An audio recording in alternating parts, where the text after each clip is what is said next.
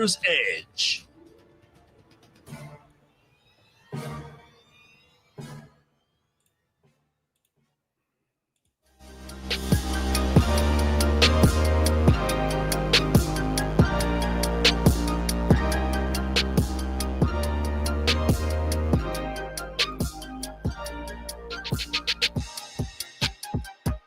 And welcome into this Talking Tuesday edition of the Miller's Edge, Tide 100.9, 1230 WTBC. Hope everybody's doing well. You guys know what that means. Talking Tuesday means you guys are the co-hosts. So we're looking forward to talking with you. 205-342-9904 is the number to the program. Got a number of things I've got on the, set up for the table for you guys for today. So be ready for this. It's Talking Tuesday, man. We're going anywhere and everywhere. So there's a number of things I want to hit on, Chase. And, me and you just were talking before we came on. Obviously, there's some recruiting news we got to talk about. We'll discuss that. But also, man, I mentioned yesterday about, training camp kicking off in about a week, right? Well, for the NFL, it's pretty much already kicked off. And I think today is universally like the first day of training camp for a large number of teams in the NFL. A couple teams had already started training camp, but most of the other teams are now getting started today. So I might dive into a little bit of NFL talk here and there, just because obviously we have, a plethora of former Alabama guys on the NFL roster. So we definitely keep up with them. Obviously, I'm sure you guys have seen on social media all the photos and videos making their rounds. But Chase, Reed, did you guys see the Eagles Super Bowl championship ring? Speaking of NFL, this just came to mind. I don't even think I pulled it up or talked about it. Did you guys get to see that yet? I think I saw like some pictures, but that's really about it. Man, dude, go back and look here. I'll pull it up on the stream real quick. The Eagles were, I guess, presented their Super Bowl rings. Obviously, they won the Super Bowl, right? We know Jalen Hurts and Devontae Smith, Landon Dickerson, a number of former Alabama guys were able to win themselves some rings. Well, I'm sharing this on the stream right here. This is the ring now. I think this is from, I don't even know who this is showing it. I just pulled this up on Twitter real quick. That's the ring right there. Anybody that's watching on stream, you can see this. But our radio listeners, I'll just describe it for you. It's a big, gaudy ring it's got like the emerald, like the green on the inside. And then it's, surrounded by diamonds, Eagle logo in the middle. But it's got the two Super Bowl trophies behind that Eagles logo. But the thing that obviously stands out the most is it has a mechanism where eagle wings like pop out of the front and literally make wings like that look like the ring's about to take off flying off the ring or the finger. Literally one of the most interesting designs I've ever seen. Now, before you deploy the wings, it looks really nice for sure. Now, with the wings deployed, I'm not going to lie, it's definitely very interesting. But I think it's a cool little twist on it, man. I mean, it's different. I mean, I feel like nowadays you've got to get creative when it comes to these Super Bowl rings anyways, because you don't have to, but it's just like, I don't know. People have kind of done everything else. So it's like, what can we do next? Well, eagle wings are pretty easy to fit in there where, again, they fit flush in there without deploying them. But I don't know. I just saw that ring and I thought it was insane. I just was curious what y'all's thoughts, but I know you can see it. I mean, Reed, Chase, what are y'all's thoughts after seeing what I just pulled up here? I'll pull up another picture. That way you can see it. Now, this is like without it really deployed or anything, but that's it right there. And then you see in the front, the wings will come out if you hit that button. But I'm not gonna lie, I like it. I mean, even like from that angle right there, I think it's a really clean ring. Yeah, I think it's pretty clean. That's kind of the picture I saw right there, the one that you're showing. I did not see the wing part, so I think that is like you said. I think that's a great addition because, I don't know. I feel like it's like, hey, here's your ring. Like, I guess the players, they're excited. They want you. They can mark it down that they won a Super Bowl. But I think this one really makes it like kind of special and something just to add on to it. Yeah, it's just something different. Now, I wonder though. I mean, like, how sturdy is that mechanism for the wings coming out? I'm sure you probably need to be careful. I could imagine there could be some mishaps or some, I don't know, like a spring or something. I'd hope a ring that nice probably has some type of sturdiness to it, but I don't know. Anyway, I just saw that and I thought it was the craziest thing. I'm like, we're really evolving. Like rings, over time, they've just gotten bigger and bigger and bigger. Obviously, we know that. But now, I mean, we're getting like custom wings coming out. I mean, I don't even know I feel like in the future, maybe this is way too far down the line. but maybe there'll be like holograms or something where you like hit a button like you see in these movies, right? And like you see like some like hologram pop up and it's just playing in like augmented reality of like, I don't know, highlights from the game or from the season. Would not shock me down the road. But anyway, in terms of our guys that won, I mean, Jalen Hurts won a national championship. Now he has a Super Bowl championship ring to go with it. Smitty as well. Landon Dickerson, right? So I saw like Smitty's collection of rings, man. I was like, damn, that's dope, man. Having the national championship ring, the Super Bowl ring. And there's a number of other guys that, I mean, Reggie Ragland, right? I was talking to him the other day. He's going to hop on the show here soon. But he won a Super Bowl. Terrell Lewis won a Super Bowl. We got a number of guys. But I don't know. This ring just really stood out to me. It's really different. But nonetheless, it looks good by itself. But the wings, I think, kind of just gave it a nice little, I don't know, touch to it. Who knows? Anyway, that being said, a couple other things I want to dive into, man. Other NFL news. I don't know if you guys have seen this, but Cam Newton, Ryan Clark, they're going back and forth. They got some beef going on. And sure enough, the person at hand that they're discussing and arguing about is Jalen Hurts, right? And basically it came down to, I think Cam Newton didn't have him as a top 10 quarterback. Now, I know we talked about Jalen last week, and there was a lot of talk about, well, a lot of people disrespect him, but I thought we were talking about top 5, right? I'm like, okay, maybe if someone's trying to argue top 5, I mean, we named all those guys, right? Lamar, Burrow, Pat Mahomes, and I get it. It's a little crowded right there, but top 10 though, I don't know, Cam. Now again, I respect his opinion.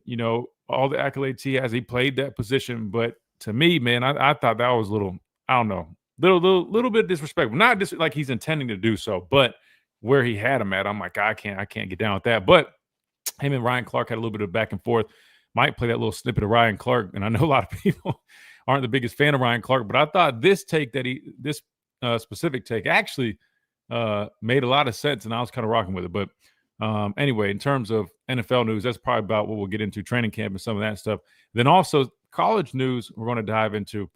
I don't know if you guys saw this, but there are some updates, and Kirk Herbstreit was talking about this, so I'm going to take his word. But there are some updates regarding the whole Nico Iamaleava situation. And let's just say, man, I don't know. Hopefully it wasn't really that type of deal, but allegedly there's some more coming out in terms of what he was demanding, or I should say his father and all that stuff. But that being said, that's kind of what we've got planned so far. Obviously, we're going to dive into plenty of Alabama football talk as well. So make sure you guys are ready to do that. And 205-342-9904. Hit us up. We want to hear from you on this Talking Tuesday edition, or you can always join us on the live streams at The Miller's Edge on YouTube, on Facebook as well. You can find us there. You can come join the chat, drop your questions, interact with everybody, and then enjoy us doing the show and watch everything that we got on the screen here as well. So make sure you guys check that out if you haven't already. Quick timeout. We'll be right back right here on The Miller's Edge, Tide 100.9, 1230, WTBC.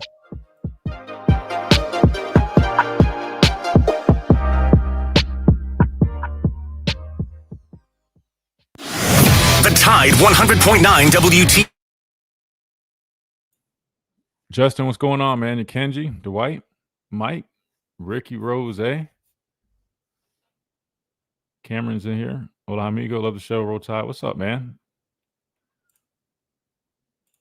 What's going on? Who else we got? Dr. Crystal, good morning. Roll Tide. Let's see what we got over here. All right, good deal. Good deal. We'll talk some recruiting news as well, too. So funny, man. I feel like we talk Alabama, man. Everybody's like, oh, so attentive, everything. As soon as we start talking some NFL, everybody's like, we'll jump back in here a little bit. We got to mix it up sometimes, man. I feel like, do y'all not get Alabama fatigue, man? I feel like would y'all want me to cover more NFL or other teams a little bit more in depth? I feel like we talk about Alabama so much, which rightfully so. But let me know y'all's thoughts on that. I just don't want to get to a point where y'all feel like it's repetitive, which I don't think it is. I mean, there's always something new coming out, but still, definitely feel like we could dive into some other stuff. I can't wait to see Smitty with that gold jacket. Dang, you put a gold jacket on him already? I could see that happening. I'll say this, man. I'm not gonna lie. I mean, they keep disrespecting Jalen, but to be fair, man, I mean, we know how it works, man. People value the Super Bowls, and if he keeps that trend up, Jalen might fool around and definitely have a gold jacket. That might be a good little question to get into. I mean, what players from the Nick Saban era do you feel like are going to be Hall of Famers based on what they've done so far? I mean, I was talking to Reggie Ragland, Saturday? I think it was Saturday. And we just were talking, and I was like, man, I can't even believe like guys that I played with, like they're going on like year 10. Like Derrick Henry, I think it's year 10 for him. Reggie would have been year 10 for him. Like I just can't believe time's flown by like that.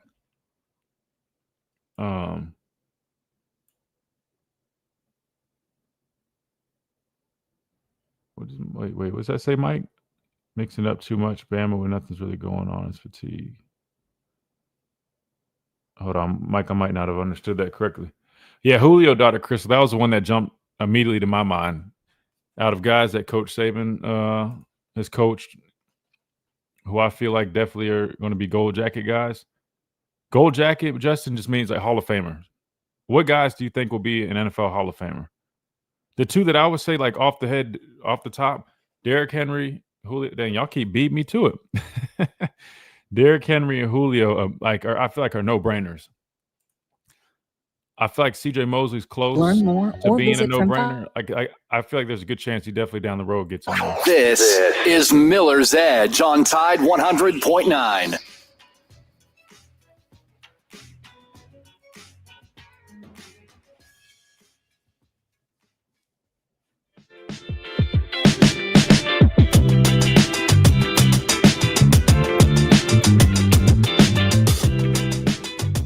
And welcome back into this Talking Tuesday edition of the Miller's Edge, Tide 100.9, 1230 WTBC, presented by the Good Feet Store, America's arch support experts. All right, so Ricky had dropped a comment, and I thought it was a pretty interesting one that kind of led me to this question.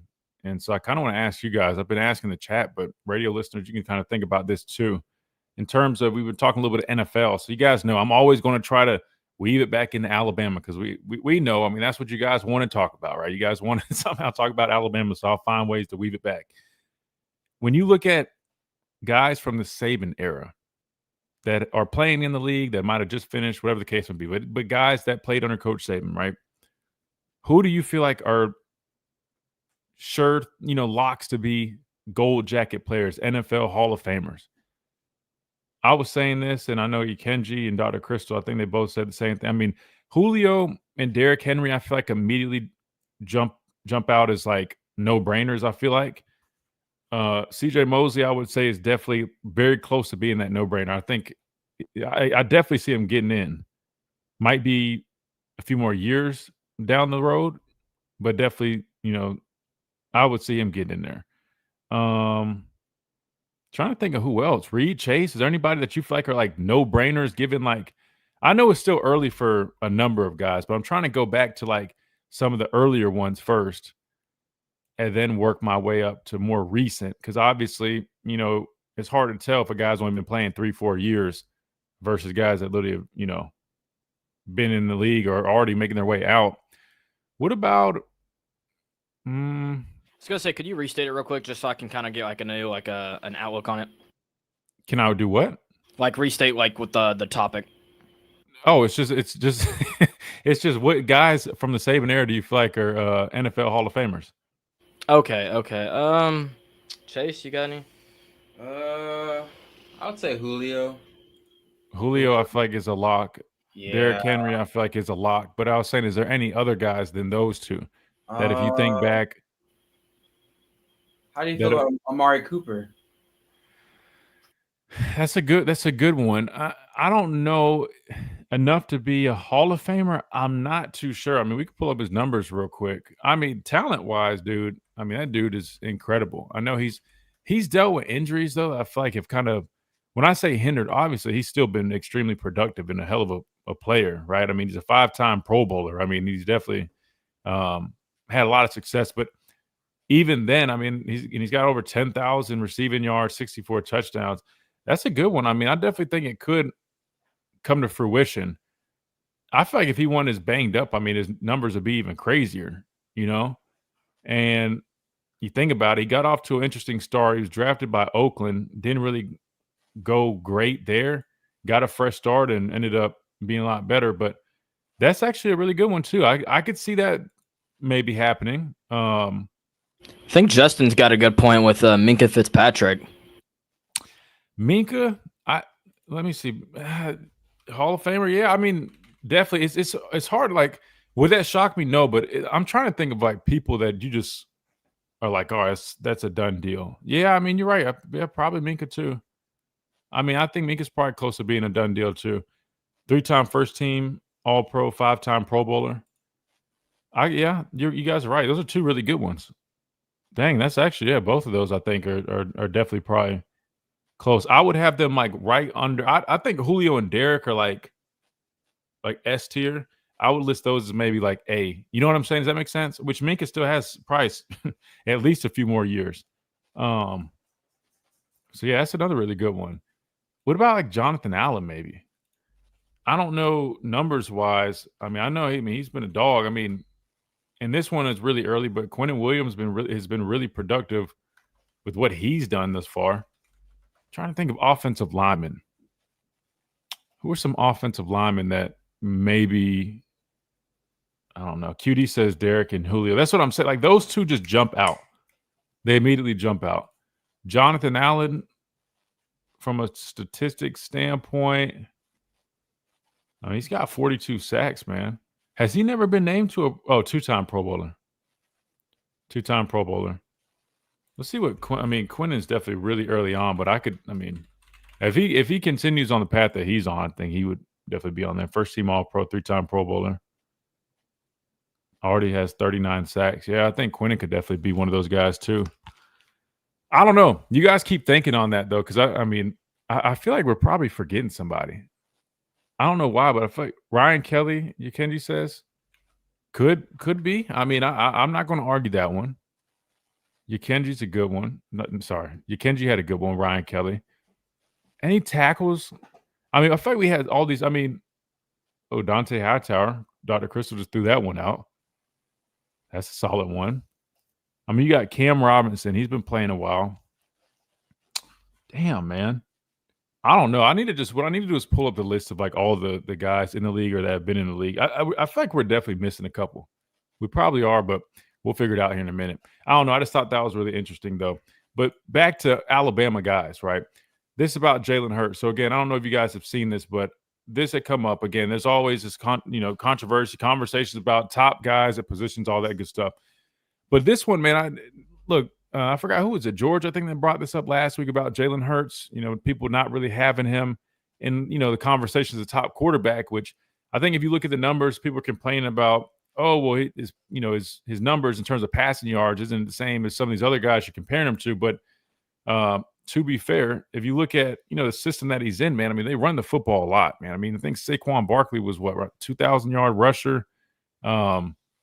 I don't know. I feel like he just doesn't get enough respect. Jalen threw for 2,900 yards, which again, you look at numbers like that. It's not necessarily like blowing you away, but I think sometimes you get tied up too much in the numbers. Sometimes you get tied up too much in the championships. I think you just look at what you're seeing, and I just think what he does, man, at that quarterback spot for that team. I mean, he's just a really good football player. Now, I know we're talking about ranking quarterbacks. So I get the numbers are going to be a little bit more relevant there. But to me, I think if you look deeper into it, not just the numbers on a piece of paper, I'm not going to sit there and be too tied up on, he only threw for 2,900 yards.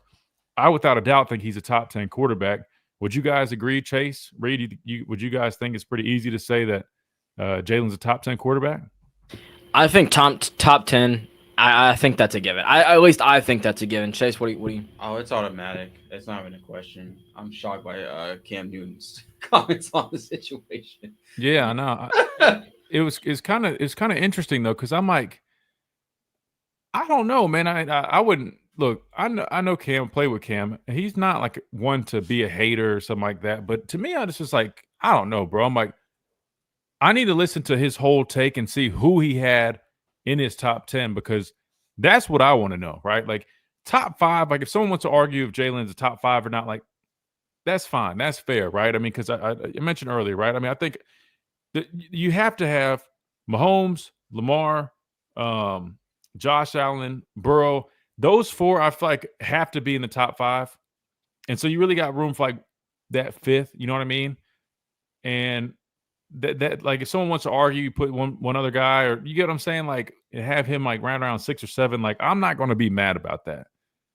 But to say he's not a top 10, and you're talking about a guy that's not only played, he's played not just one but 2 Super Bowls, played great in both games, really. Now, I mean, he had the fumble in that first one, which I hate because if you think about it, man, I mean, hell, he damn near should have won 2 Super Bowls now, and he really, let's call a spade, outplayed Patrick Mahomes in both of those Super Bowl games. If we're being transparent, right? He was named Super Bowl MVP, the most recent one.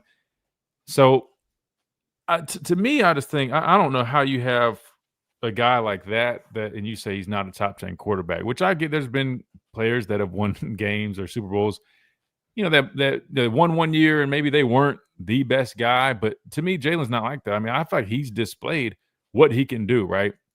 And to me, I don't know. I thought Cam was tripping a little bit, but I'll try to find Cam's initial take. But let me pull up what Ryan Clark had to say, because Ryan Clark wasn't going for it, and he had a lot of receipts to kind of back up why he felt like that was cap. So let's hear what Ryan Clark had to say in response to Cam Newton not having Jalen Hurts as a top 10 quarterback in the National Football League.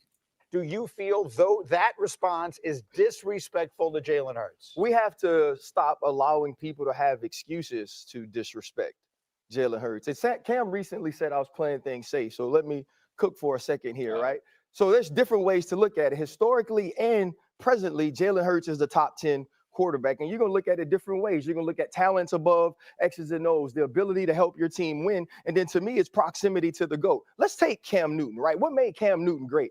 He could be powerful in short yardage and goal line. He could extend plays with his legs. He was this big physical presence. So is Jalen Hurts, right? Cam Newton went to the playoffs 4 times. Jalen Hurts been to the playoffs 4 times already. Cam Newton went to 3 Pro Bowls. Jalen Hurts already been to 2. Cam Newton was an MVP, and he got to the Super Bowl, and he forgot to bring his cape. When Jalen Hurts is going to the Super Bowl, he's brought his cape, and he's also brought the Avengers with him, who are not even in DC. They in Marvel, right? And so now let's think about this. Okay, let's go to winning. Eli Manning is going to be a Hall of Famer. Why is Eli Manning going to be a Hall of Famer? Because he had 2 epic runs to the Super Bowl. And in those Super Bowls, he played great. And he beat the GOAT, not only of that time, but the GOAT of the era, right? But he's only been to 4 Pro Bowls. He never got an MVP vote. He was never an All-Pro. Jalen Hurts has done all of those things. Right now let's look at Jalen Hurts in this time. In the Super Bowl, how do we measure every quarterback in the AFC? What is your proximity to Patrick Mahomes? You know the 3 quarterbacks that's beat Patrick Mahomes in the playoffs? I know who they are. They're Joe Burrow, they're Tom Brady, and they're Jalen Hurts. And not only did Jalen Hurts beat Patrick Mahomes in the playoffs or in the Super Bowl, he outplayed him in the Super Bowl. And so now here is what I think. If you don't want to count Jalen Hurts in your top 10, I have one question. Who's in the top 10? And how do you get there? And the last thing is this, right? Cam Newton is using excuses to not put Jalen Hurts in the top 10. Excuses are tools of incompetence that build monuments of nothingness, and those who major in their usage are non-achievers. The ring that Jalen Hurts is walking around with says top 10 to me. Tell Cam to show you his. Damn. I'm not gonna lie. He kind of Wow. cooked Cam right there. Yeah, man. I'm not gonna lie. He kind of cooked Cam. Like, and again, look, matter of fact, I got my Panthers polo on right now, man. And I rock with the Panthers, man. Again, Cam was my teammate there. I love Cam. Great dude. But I'm not going to lie. I think he's wrong on this one. And I actually agree with Ryan Clark. I mean, Ryan brought the receipts there, right? I mean, what Jalen Hurts has done this far in his career, man. I mean, I just don't see how you have him outside the top 10. And he has the same thing. I mean, then who is in the top 10? And maybe we can find the clip. I mean, these are the total QBR ratings from last season, which, again, you heard me talk about Lamar, Josh, Joe. I mean, like those guys, I feel like automatic top 5 players, right? Outside of that, I mean, then Pat, obviously.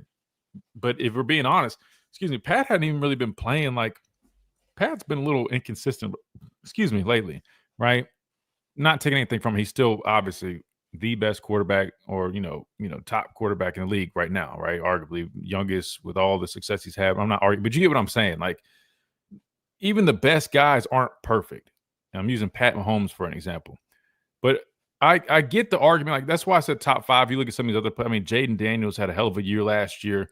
Jordan Love played some good football. We already know Jared Goff, what he's doing with Detroit, man. really good. Brock Purdy's been, playing some good football.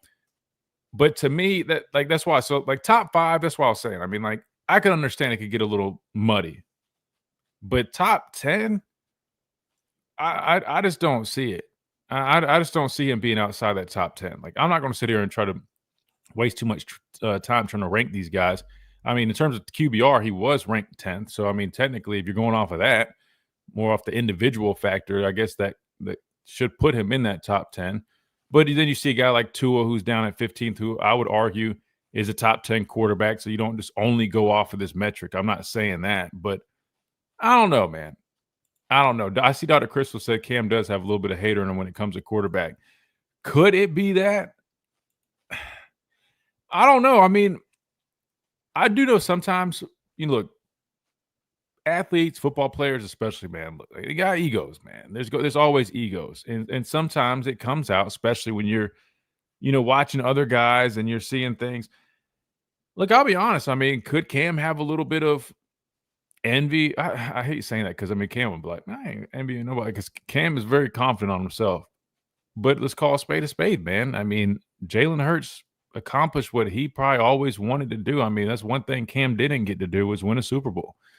He took the Panthers to the Super Bowl and obviously wasn't his best showing that game. Now, granted, the offensive line did not help him much, but we all know how that went. The whole not falling the fumble, and maybe it still kind of bothers him. And maybe there is a little jealousy there knowing that Jalen Hurts at the age of, what is Jalen, like, 26 maybe, 27? Super Bowl MVP.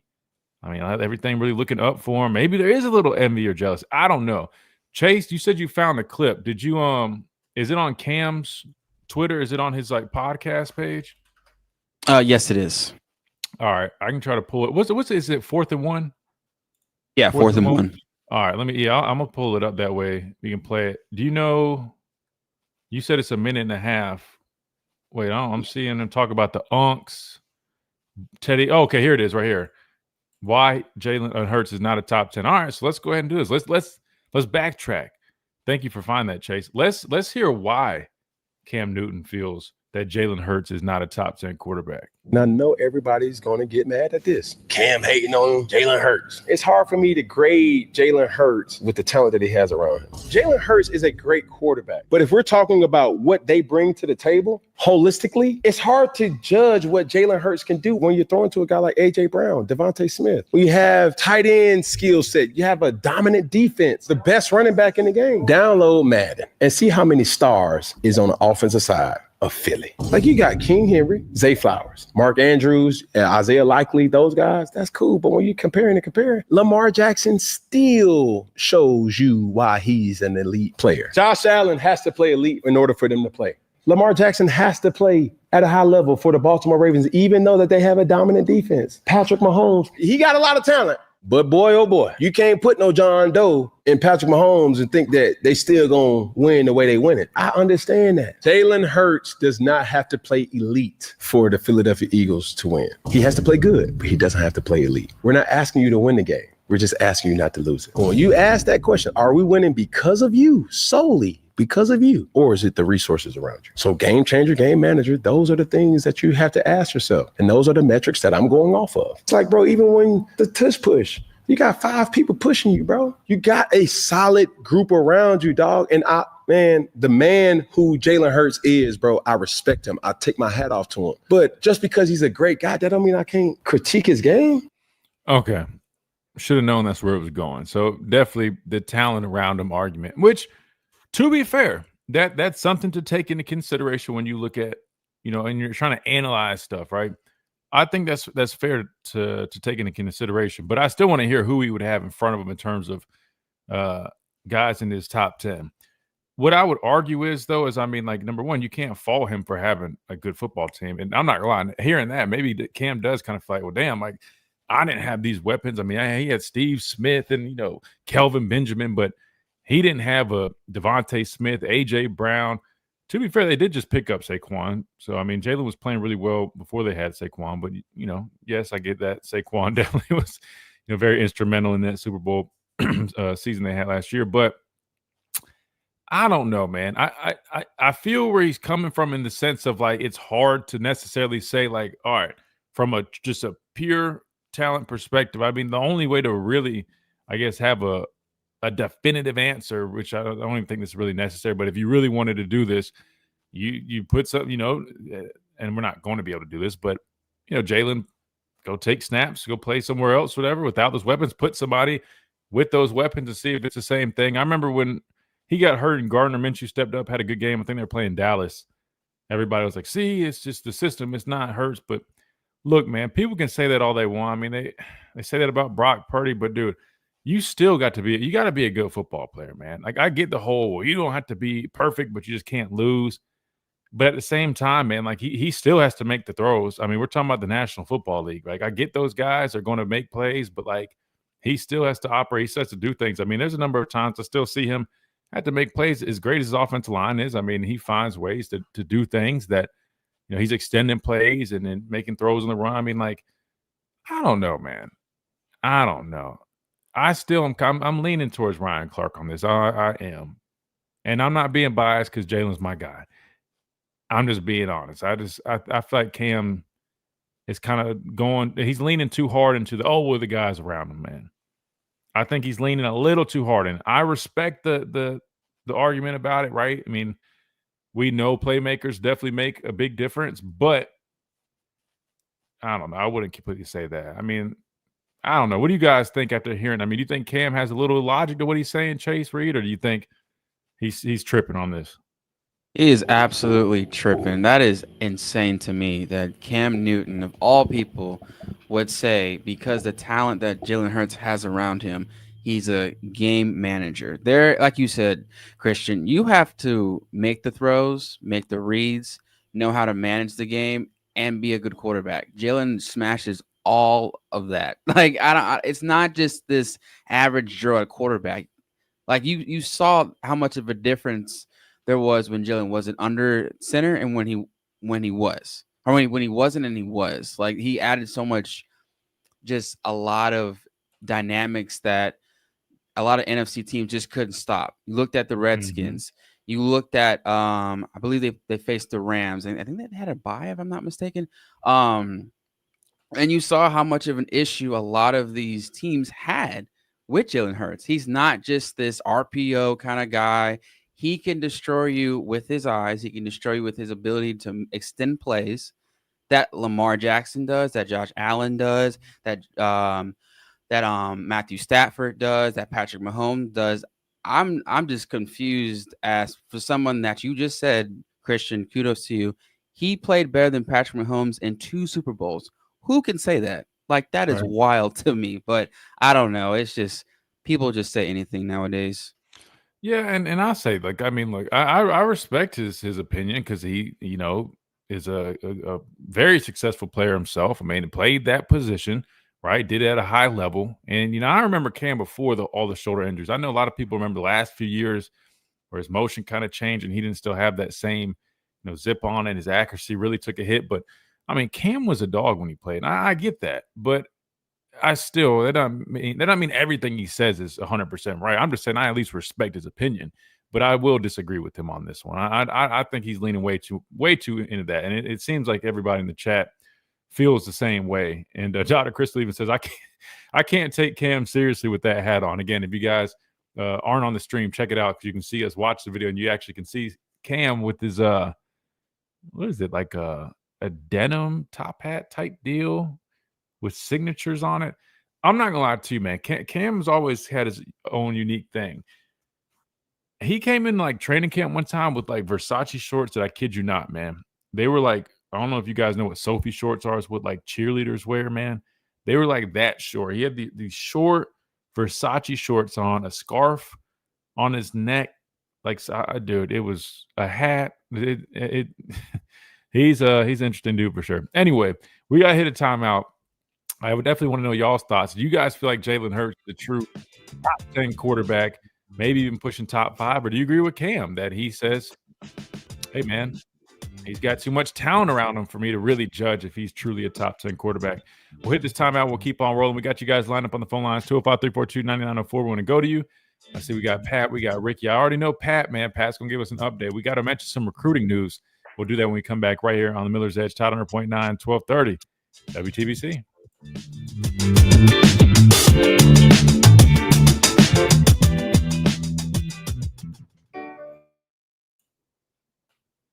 Damn, y'all going in on Cam. Arthur says, I guess Brady never had elite talent around him. Well, I'll say this. I mean, I wouldn't say Brady necessarily had talent like that. I mean, if you think about it, the guys that, I mean, the whole joke about Brady was like, man, they got all these guys that like they should be playing lacrosse, which one of them actually did, Chris Hogan. Matter of fact, he was my teammate with Cam on the Panthers. They always just found these like random wide receivers, right? White wide receivers, and ended up being really good players, but were never like the most highly touted guys. Not they would sign one or two guys here and there, but they didn't really call for, spending a whole bunch like that. But no, I mean, what Brady did have was really good defenses. He definitely had that. But no, I mean, look, let's call a spade a spade. Like, does having a supporting cast like that help Jalen with his success? Absolutely. I mean, again, football is a sport of 11 guys on the field at once, man, all working towards a common goal, So without a doubt, you definitely got to you put that in the equation. But to say that he's not a top 10 quarterback because of that specifically, I think that's a stretch. And paint outside the line days, all at prices that will definitely make your day. For all of the above, it's back to school at Target. That's the sound of James adding long-lasting Gain scent boosters to his laundry this morning. Several hours later, James sniffs the irresistible scent of Gain on his shirt. Gain. Several hours later, James has even caught the attention of his mother-in-law, and she never gives him attention. Ooh, you smell amazing, James. Oh, thanks, Mom. I love you too. I never said that. Add Gain scent boosters to your laundry. Add joy to your day.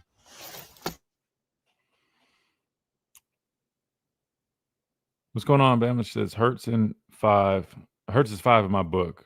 What's the meaning of the capstone? Don't want to look crazy when I arrive this weekend. Thanks. The capstone, I've always just, you know what? You're not going to look crazy because I don't even necessarily know the exact. I mean, when they say the capstone, I always just meant like that means like the university. And maybe I'm wrong. No, it's like, at the capstone. I always just assume that just meant the university. Chase, you guys know for sure. Anybody in the chat? Cam did call Brady a game manager.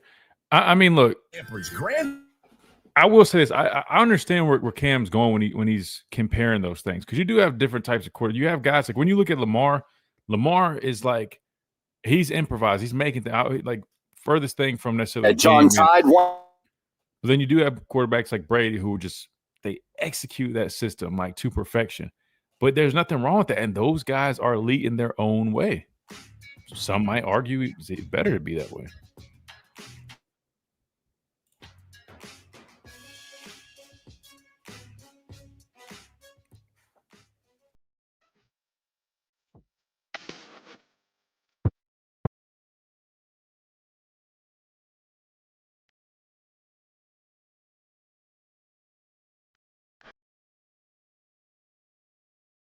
And welcome back into this Talking Tuesday edition of Miller's Edge, Tide 100.9, 1230 WTBC.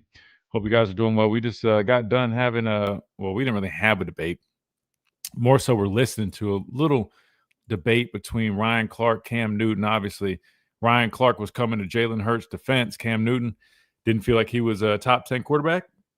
And Ryan Clark thought that was insane. So we heard his response, and we got to hear why Cam felt the way he felt. So we I guess we're responding to that. But now we're going to listen to you guys, 253-429-9904. We got Pat up first. Pat, welcome in. Hey, man. What's up, Pat? Game manager Cam Newton, bless his heart. I forget that you guys hate Cam Newton with the whole Auburn stuff. I forget that. See, when I view Cam, you understand? I was working the Auburn sideline, And whenever that ball was punched out, I felt, Dave, you could see it in Cam Newton's eyes. He was not worried. He was like a little child. He was drinking out of a water bottle that said Cam juice. That's how close I was to him. And I mean, it Cam was juice. just, I mean, Cam juice. That's what he had on his Gatorade sport bottle. Oh, Cam wow. juice. Anyway, that like I said, he hurt my feelings. And whenever Auburn put that Cam Newton jersey on Coach Bryant, that was the last straw. Last straw. Yeah, And, that makes sense. But anyway, bless his heart. I'm a very, very good federal auditor, and if they'd let me go after Auburn, I'd have found where they was hiding the money. Guarantee you that. But anyway, back to reason for my call. Pineapple Express. Oh, God. How you like the new quarterback? I got him pulled up on the screen, man. Are we just going to call him 2 or 2.0, man? About 28. He's strong. He can take and push the ball down the field. There's no doubt about that. And he's big, but I don't see. He's been playing in a group where the pond is very small in Utah. Mm-hmm. And when I say by that is, you know what I mean. It's not like playing in South Florida or even Mobile, Alabama, where it just means more. What do you think? Yeah, I mean, I'll say this. I mean, again, sometimes it's hard to judge these guys in high school, just like you just mentioned, the competition. But the best thing you can do is just get eyes on them in person, see how they throw. I mean, I haven't even got to see this guy on tape yet. I'll pull him up and we can take a look at him. But he's a big kid, I'll tell you that much. I mean, he's 6'4", 235. So, I mean, he's definitely he's got the stature that a lot of people seem to like when it comes to the quarterback spot. I mean, we hear everybody rave about Austin Mack and his size. So, I mean, they should like this guy, 6'4", 235. But, look, I think it makes sense, taking 2 quarterbacks. I mean, you want to make sure you have depth. And, look, to me, I like the idea of it. That tells me he's not afraid to compete because we know we already have a quarterback committed in this class. But it seems like it's not going to affect him. He's still going to come here and compete. And, again, you never know how the number is going to play out. You're going to need depth. So I think it's a solid pickup. But I'll have to watch him. I don't know what the competition was. I mean, obviously, like you said, I mean, there are going to be some places that have better competition than others. But, I mean, I've seen some really good players come out of small places with weak competition. I've seen some guys come out of other, spots with better competition. I think it just depends on the guy himself. But I'm excited about it, though, Pat. Oh, yeah. I mean, anytime we get a big guy like that, and the thing about it is he's coming here and he'll have a whole lot of time to develop. But we could find ourselves in a real bad fix. What if, hey, how about this scenario? What if it comes in, Ty plays good enough to get us to the title game and wins the title game, wins a national title, but yet goes undrafted. And he's got another year of eligibility. So I posed a scenario like that I thought could be interesting. It wasn't like Ty was going undrafted, but it would be, say Ty, has a great year, but we know technically this is this is his first year of full-time, being a full-time quarterback.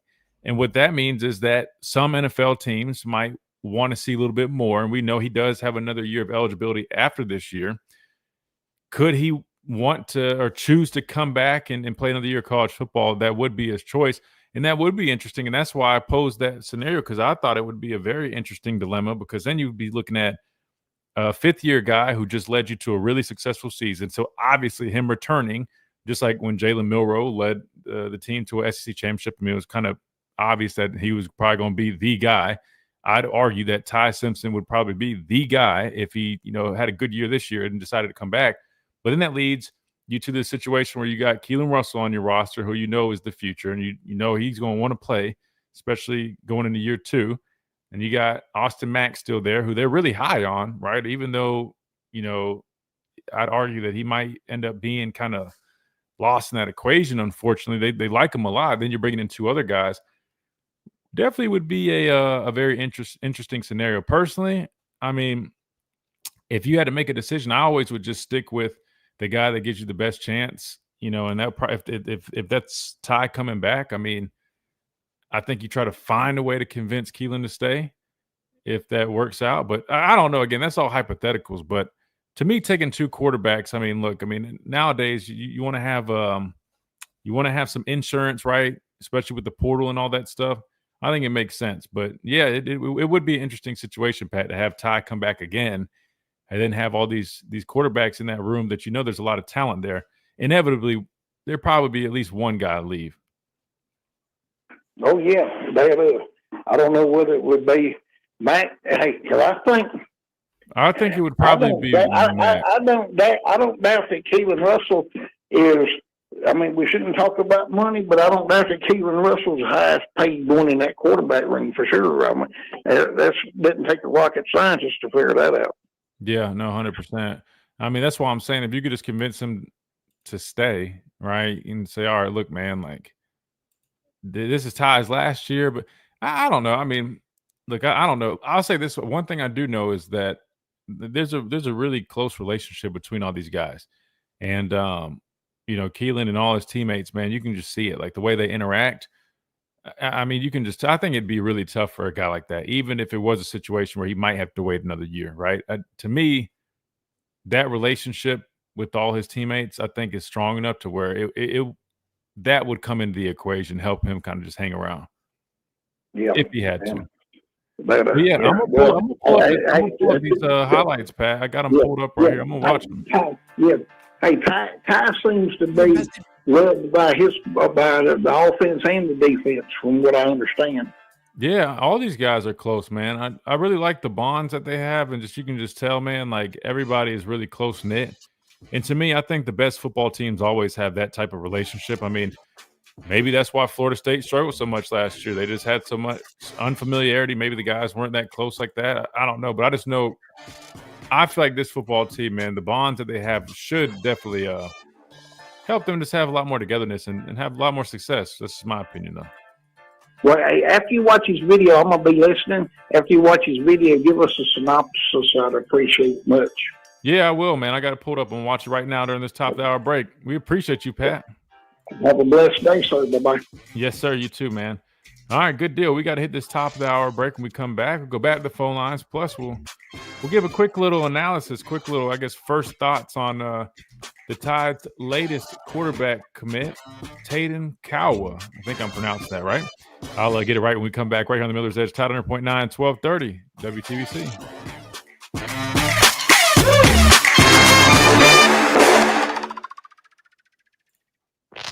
Coming up on The Game with Ryan Fowler. Coming up on the He wouldn't come back. Dwight, you don't think so?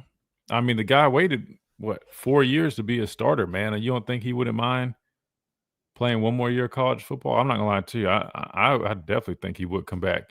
Maybe if it was a situation where he knew they were kind of leaning, at Keelan probably being the guy. Not saying they would push him out, but maybe that would. But say there was no quarterback like Keelan Russell sitting there. Oh, without a doubt, I wouldn't be shocked if he came back. Because let's just be honest. I mean, you look at the quarterbacks in this draft class.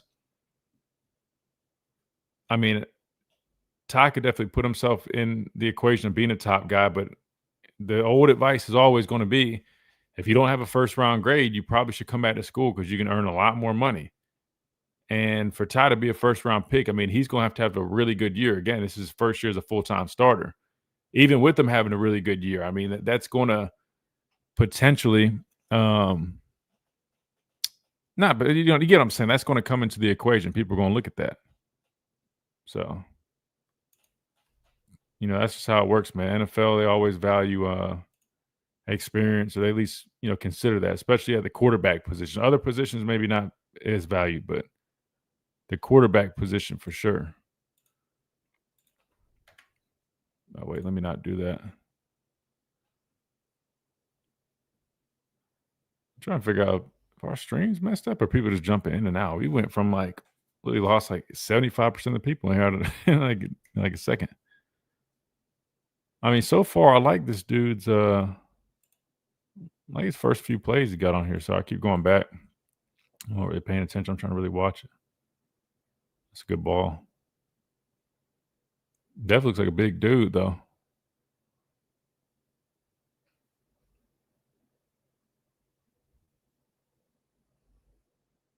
It's a good throw.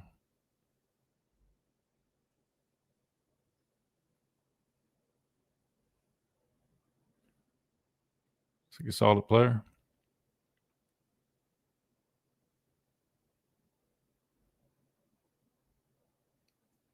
And he run pretty good for being 235.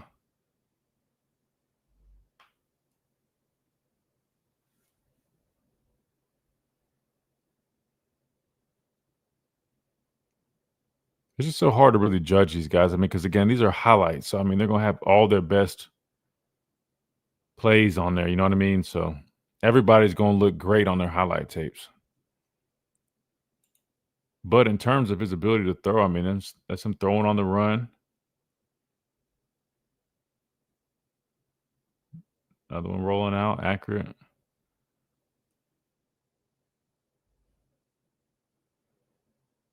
His motion is pretty good, though. I'll say that.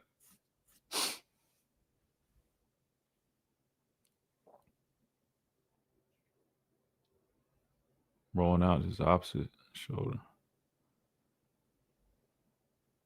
Yeah, I thought I mean, he looks like a pretty good player, man. I wonder if he's I wonder if he did an interview or anything, kind of talk about his decision. I think I saw like a sentence or two, but let me see if I can find something.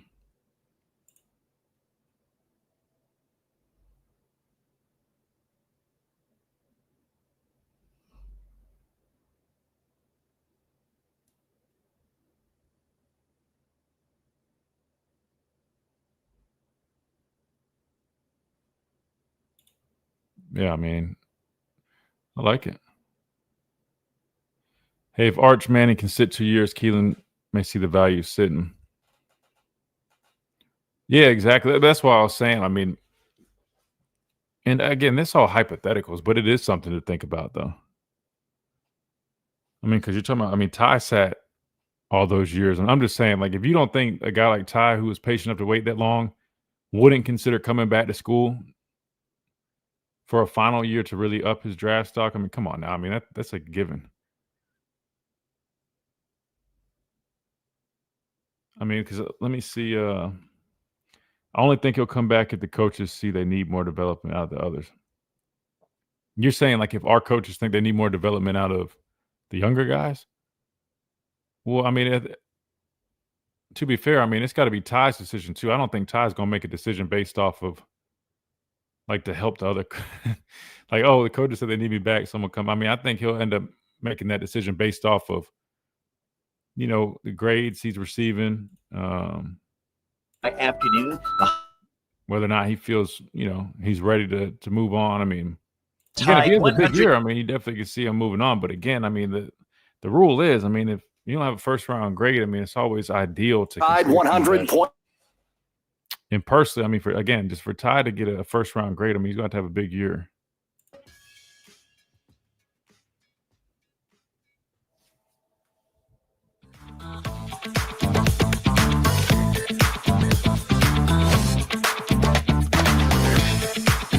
And welcome back into this Talking Tuesday edition of the Miller's Edge, Tide 100.9, 1230 WTBC. Presented by the Good Feet Store, America's Arch Sport experts. Make sure you guys check them out if you're in the market for some arch supports that are designed to eliminate and alleviate all types of pain, whether it's foot pain, knee pain, back pain, you name it.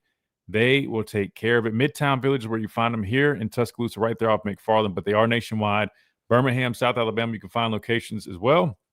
But make sure you guys go to their website, goodfeet.com. That way you can schedule an appointment, find the nearest location. You find out more information, how they will set you up to be living a pain-free life, get you back on your feet, feeling better than ever. So make sure you guys check them out.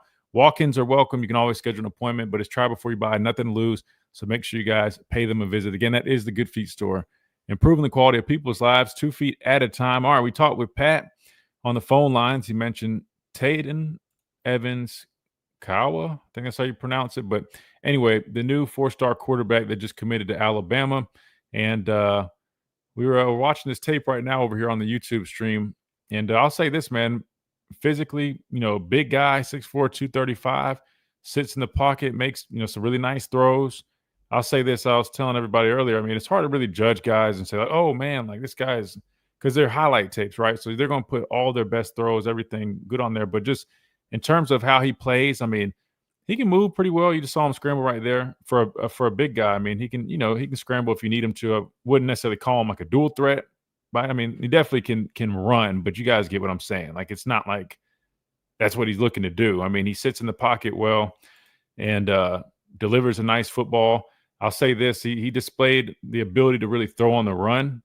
Scrambling to his right, to his left. He's a right-handed guy, but even scrambling to the left, throwing across his body. Was able to deliver an accurate throw 1 or 2 times I saw. Did a nice job kind of reading things. I mean, his throwing motion to me, I mean, he's got a little bit of a little long, not long. It's actually pretty solid. But I would say, I mean, he looks like he's got decent mechanics. You know what I mean? Like, I think he looks like a solid football player, honestly, right? Now, I know Pat mentioned, the competition. I can't remember what level it is, but I'll say this, man. I mean, I think he looks like a really solid pickup. And I would love to get eyes on him, throwing the football, or even if it was at like a camp or something, with other guys or something like that. But in terms of what he showed on his highlight tape, man, I mean, again, you see him taking off right there. Big kid, big arm. He's accurate, can throw on the run. I think it's a big, solid pickup, man. So I love it. And I think the biggest thing to me that's telling is he decided to commit here, knowing we already had a quarterback that was committed in this class. So that shows me that he's probably one or two of two things, or maybe both, right? Mature, knowing that he's probably going to he's going to have to develop and wait his turn and compete. Too, he's not scared of competition, which I respect that, right? I mean, you see him escape. His escapability is nice, but he does a nice job keeping his eyes downfield while he's rolling out, evading pressure. To me, he looks like, I mean, he probably works with somebody. I mean, he seems to like be a little more advanced in terms of kind of just playing the position, if you know what I mean. Like, I'm impressed. I think he's a good pickup, man. Definitely think he's a good pickup. All right, let's go back to the phone lines. 205-342-9904 is the number. We got Ricky up next. Ricky, welcome in. What's going on, guys? What's up, Ricky? Man, look, so I understand where like Cam Newton is probably coming from based on like his perspective on how like good Jalen Hurts should be because of what he did at Auburn essentially. But I think when you think about it like Cam, you can't just like leave out that concept that if you have like players around you, or if you don't have players around you, you still have to perform. Because I've never seen like Tom Brady with like nothing. Like, so you would like, or Patrick Mahomes with absolutely nothing in the NFL. Like, so if you judging Jalen Hurts off of that, I just think you have to do it with everybody else as well. No, I agree 100%. Now, I definitely would say, I mean, Brady, I would definitely say has less talent to work with compared to, what Jalen has with the Eagles. But to me, he, like you said, I mean, he still had good players, right? I mean, they might not have been. You said Tom Brady?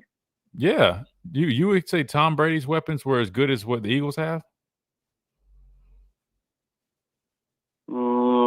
Currently, no. Yeah, you sounded shocked when I said that. I'm saying, think about Tom Brady's receivers compared to the Eagles. I'm like, I feel like that's a pretty easy one. Well, I'm not looking for like all pros, but I am looking for like Tom Brady has never had a bad receiver either. It's not necessarily bad, but I'm saying like there's definitely a difference between having A.J. Brown, Devontae Smith and company. I mean, the tight end, forgetting then getting Saquon Barkley as your running back. I'm just saying, compared to some of those Brady teams, I mean, like, The talent for the Eagles definitely is a lot better. I mean, that I Well, think you're looking at it. You're looking at it as far as talent. I'm looking at it as in terms of like, all right, well, who can win games? Like, and I think what Tom Brady had was able to win games. yeah, no, And the Eagles, but have I'm that. not going off of able to win games. I'm going off of a talent perspective. I mean, like, again, I mean, Smitty is a Heisman Trophy winner, best receiver in college football. Then we've seen that, translate in the NFL. I mean, his ability to make plays, AJ Brown and then Saquon Barkley literally setting the record. I'm just saying, like, if you compare rosters from a talent level, I mean, I think it's pretty safe to say the Eagles do have a better roster than any of those teams Brady probably played on. I mean, I feel like that's pretty much I mean, you don't think so? I mean, just give me again. Brady played on a number of teams, different rosters, and all that stuff. So, but it was. Who would you compare? I mean, I know he's played with Randy Moss. I know he's played with a number of guys, but I'm like, come on, you're comparing like Amendola, Wes Welker. I'm not. Again, those are good players, but let me ask you a question: who would you rather have? Wes Welker, Amendola, Chris Hogan, or would you rather have AJ Brown, Devontae Smith, and what's the other dude's name? Like, come on, man. Like, don't get me wrong, Gronk, beast. I mean, one of the greatest tight ends of all time. But it's not like I mean, the Eagles have Dallas, whatever his name. I mean, he's again a really good player too. Christian, I don't do black and white questions, man. Like, how is that, bro? I'm saying, come on, man. Like, come on. I'm asking you if you're a quarterback. Who? Come on, man. All right, so if I'm a quarterback and I get to pick and choose my players, then yes, Bro, be completely honest. You would choose the Eagles roster. Like, come on, that's what I'm saying, man. Listen, man. You know we're honest on this show, man. Keep it a buck. Don't try to hit me with they were good, dude. I know Amendola and Westwood. They're dogs, man. I agree with you. Those guys are good players. I'm not saying they're trash. I'm not saying, Brady had nobody. I'm just saying, to be fair, Jalen's cast of weapons and receivers are better than pretty much any roster that Brady had. I would argue that. So then you agree with Cam Newton? Bro, did you not listen to the whole segment? I said I don't agree with Cam Newton. I said I'm just calling a spade. Bro, look, two things can be true. Jalen can be a top 10 quarterback, but still have one of the best casts to work with, bro. I mean, that's just a fact, bro. The Eagles' offensive line has been one of the best units in the NFL the past few years. I mean, like I'm not going to just because I'm riding with Jalen, I'm not going to like to lie or not be on. Like, bro, the Eagles have a really good football team. I agree with you. I like Jalen is in my top 10, like as far as the NFL, like current starters in the NFL, like he is definitely my top 10. Mm-hmm. I'm just saying I see both sides. Like I understand where RC is coming from, and I do understand where Cam is coming from. Like based on what he feels is like elite quarterback play. Because like when he was at Auburn, like I don't think a single player on offense got drafted. I don't think. I wouldn't know. I'm serious. Like I don't think anybody from that 2010 Auburn offense, let me like be specific, got drafted in the NFL. Mm-hmm. So in his mind, he thinks with the abilities that Jalen Hurts has, his body type, his skill set, he thinks that he should be better than what he is. But I think if you make it to the NFL, you still have to like perform. Like I don't care what you have around you. Like if you still have to like do your job. It's still a pro league. Yeah, so, that's why I said. I mean, Jalen still has to make the throw. That's why I'm saying, Ricky, two things can be true. Like, it's a fact. The Eagles have one of the best rosters in the NFL. There's no denying that. But Jalen still has to go out there and make the throws. Jalen still has to go out there and win football games. And I think he displayed, even with the good talent, like you can go watch. I mean, the dude is a playmaker, right? I mean, and people, even if they talk about, some of those plays, I mean, like bring up the tush push, like, that's their system, and he allows them to do that because of his skill set. We've seen other teams try to do it, and it doesn't work the same, man. Like So you still got to go out there and Well, execute, you know?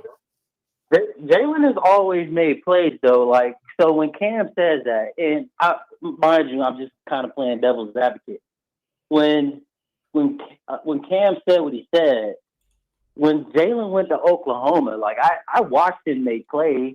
Like stuff obviously didn't go his way there, but like he's been able to work with like less before. I've seen it. Like outside of Alabama and Philly, and like I think he's outplayed a lot of quarterbacks that most people have in their top 10 anyway, including Patrick Mahomes. Yeah. Look, I'll say this. I just pulled this up, and this is from ESPN. They're ranking the top rosters for the 2025 season. You know, they have Philadelphia number 2, right behind Baltimore, right? So I mean, like, look, and I know somebody in the chat said, well, the Patriots are more balanced. And I definitely mentioned earlier, you know, Patriots always had a good defense for Brady. But the Eagles had a pretty damn good defense too. And if you look at, I think last season, they actually won the top defenses in the league. Now, I know a couple years prior, they struggled at times, but they really got some young talent on that defense, man. I mean, you just I'm looking at the Eagles defense right now. Jalen Carter, Jordan Davis, Nolan Smith. I mean, 3 Georgia Bulldogs all in that front defensive line. Zach Bond, who had a really good year, Nakobe Dean from Georgia, Quinyon. I mean, these folks really went out and got some good players. Look, we had Joe Panunzio come on here, man, and he talked about what goes into, you know, them trying to get guys and what they look for. So look, and let's just focus on the offense. But Dallas Goedert, who's a really good tight end, by the way. The offensive line, Mailata at tackle does a good job. Landon Dickerson is a dog. Obviously, what's his name, retired at center, but you got Cam Jurgens, Matt Pryor at guard, who probably is going to be competing with Anthony Steen, who's a former player here. And then you got Lane Johnson. So, I mean, like, dogs. And then Dotson. That's all. You got Dotson, Devontae Smith, A.J. Brown, Saquon Barkley. I mean, dude, they're loaded, brother. They're loaded. But that being said, I still don't think that's enough for you to say, oh, he's not a top 10 quarterback. Because I'd argue if you put, let's just say, I'm trying to think of a quarterback who's kind of like, you know, middle of the pack quarterback right now. Damn, throw somebody out who's like middle of the pack. I don't know. I'm just saying, I still think Jalen. Who? Justin Herbert. Well, Herbert's a solid dude. Yeah, I mean, I don't know. To me, it just Jalen fits what they're doing. Solid. Yeah, fair. That's fair. I'm just saying what I'm getting at is I feel like even if you did throw somebody else on that spot at quarterback, as good as they are, I don't think that guarantees that they're just going to automatically run the table. I think Jalen just really fits what they do really well, if I'm being completely honest with you. And so does that elevate his game? Sure. Right. No, you can't. But does that elevate his situation? Sure. Right. But that's for anybody. It goes for anybody. Right. Just like Bryce Young. Right. Unfortunately, the situation he's in, it lowers, you know, what you're seeing out of him. If he was in a better situation, he'd be a much better football player. To me, I'm like, you can't be mad at a guy for being in a good situation, right? I mean, to me, that doesn't take away from him being a good football player. Well, that's the flaw in Cam's like logic. Like I just don't. I don't know like this that. Though. But know this about Cam though. Sometimes people misconstrue what, because I remember this happened when he was talking about something else. To be fair, what he's saying is take everything else out of the equation. He's talking about pure talent at the quarterback position. And what he was trying to say was, with Jalen having so many weapons and that system being what it is, it's hard for him to get a true analysis. And to me, I'm like, I understand what he's getting at, because he's saying as a quarterback, right? Because when he did, that's what it was. It was the argument that he had about game managers versus, you know, like playmaking quarterbacks. And I remember everybody was in an uproar. The Brock Purdy thing. Right. And everybody was in uproar, but he wasn't knocking game managers. If anything, I'll make the argument that sometimes being a game manager type player, depending on the system, actually is probably better, right? But in terms of just looking at the player for what they do, for what they bring, them specifically, that's what he's doing in this situation. And that's where some of those doubts are coming in, which again, it's his opinion, his perspective. Like, I'm not mad at that. But to me, I think he leans into it too much there. But I do understand, though, there is a difference between being successful as a quarterback in the whole, as like in the system as a whole, versus specifically looking at what you do and what you bring to the table. And I think that's how he's viewing it from that perspective. That's why he had the thoughts about Brock Purdy, because he was looking at Brock Purdy like, what does Brock Purdy necessarily bring like Lamar does, right?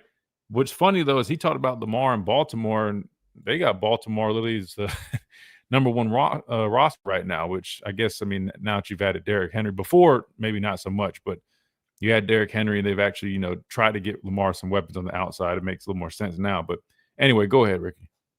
I just think, like, on that, at least, Cam saying take away everything and like, analyze the player itself. I personally, you know how I am, like, I feel about dual threat quarterbacks. Mm-hmm. I just think he's too dangerous as a football player to just say, to just think at the moment he doesn't, like, bring value outside of, like, Philly. I don't necessarily agree with that. Like, and I don't think that with any dual threat quarterback. I watched you chase around Kyler Murray on live TV. Like, and you tell us all the time, like, how hard that was.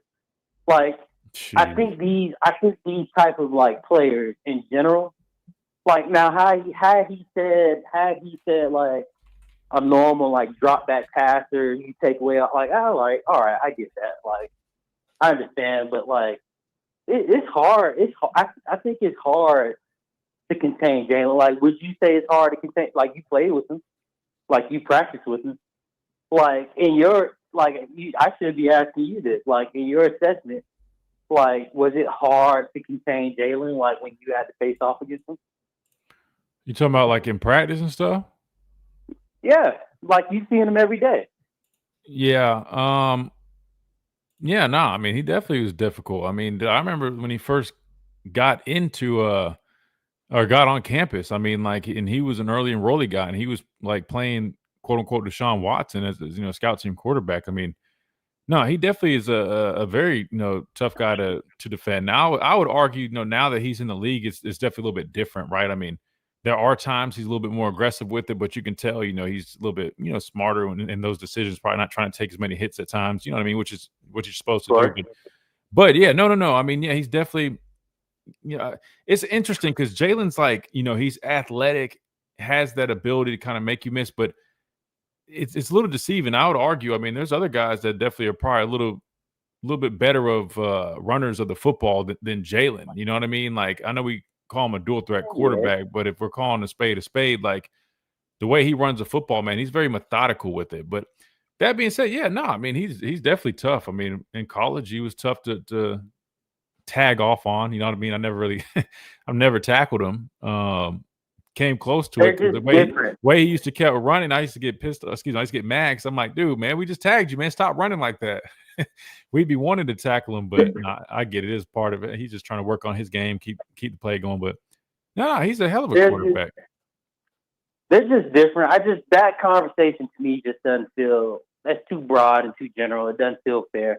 I think for these type of conversations, there has to be, like, different tiers of, like, not tiers, but like a different criteria for certain quarterbacks. Like, you have your normal drop back passers, and then you have your dual threats, and like any of like your game managers or whatever you want to call them. Like, I think that you should kind of judge it like that. Like, all right, so Cam is comparing. I think he kind of sees himself, like, within Jalen. And no, I think you're right. Like, Jalen he may not be, like, the fastest, but, like, he has NFL speed. Like, if he breaks away, like, I'd assume it's hard to, like, get a hold of him. He's also big. He's not, like, small either. Like, so to me, I disagree with Cam on that aspect of it. I just think that Jalen Hurts is too dangerous as an athlete to not, like, have any value that he thinks he doesn't have. Yeah, but see, all right, let's be careful how we're wording this. I wouldn't say he's saying he doesn't have any value. Like, I don't think he said all that. He just said he wouldn't have him as a top 10 quarterback. So let's play this game, Ricky. Let's name some other top quarterbacks, and I want to see where you kind of put them in, I guess, in relation to like where you would have Jalen, right? Let me pull this back up. So we got the top QBR, which again, I'm not going strictly off this, but it just gives me a list of some comparable guys, right? So would you agree with me when I say Lamar, Josh Allen, Joe Burrow, and Pat Mahomes? I mean, those are probably the 4 top guys. Would you agree, or would you take one out, swap somebody, or would you say that's pretty fair? Give me the names again. I'm sorry. No, you're good. Lamar Jackson, Josh Allen, Joe Burrow, and Patrick Mahomes. Or if Lamar. Go ahead. Lamar and Josh Allen being, to me, personally speaking, though, I hope people don't come for me. They are currently the 2 most dangerous, in my opinion, right now. Who you said, Joe Burrow? Yeah. Well, let's Pat Mahomes. Where you got him up there, right, or no? I got Pat Mahomes like top 5. Got to. Joe Burrow, top 5 or no?